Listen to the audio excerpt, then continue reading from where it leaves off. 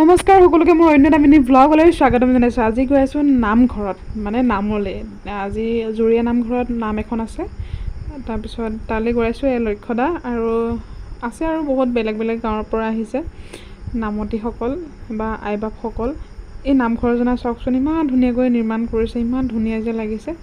জুৰীয়া নামঘৰ, এজনা নামঘৰত নাম কীৰ্তন হৈ আছে আৰু এজনা নামঘৰত মানে মানুহক চাহৰ ব্যৱস্থা কৰিছে, যিহেতু বহুত ৰ'দ আজি। আৰু এয়া নাম গাই আছে। মই নামৰ ভইচটো এইকাৰণে দিয়া নাই, বৰ ধুনীয়াকৈ নামখন গাই আছে, কিন্তু চাৰিওকাষে দবা আৰু নেগেৰা বা খোলৰ চেউত মানে কি হয়, গুমগুমাই আছে, বুজি নাপাব, সেইকাৰণে মই ভইচ অভাৰ কৰিছোঁ। বৰ ধুনীয়া লাগিলে, ৰাইজৰ ইমান সঁহাৰি, ইমান ভাল লাগিলে, সঁচাকৈ ভাবিয়ে আচৰিত লাগে।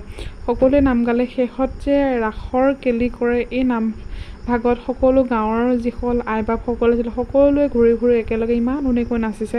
চাওকচোন, এইখিনি সময়ত যে মানুহৰ দিনটো ৰ'দ বেদনা দুখ কষ্টৰ একো নাইকিয়া হৈ যায়, বহুত ভাল লাগে। আপোনালোকৰ দীৰ্ঘায়ু কামনা কৰিছোঁ। আৰু ইয়াত গৈ খুবেই বেছি ভাল লাগিলে।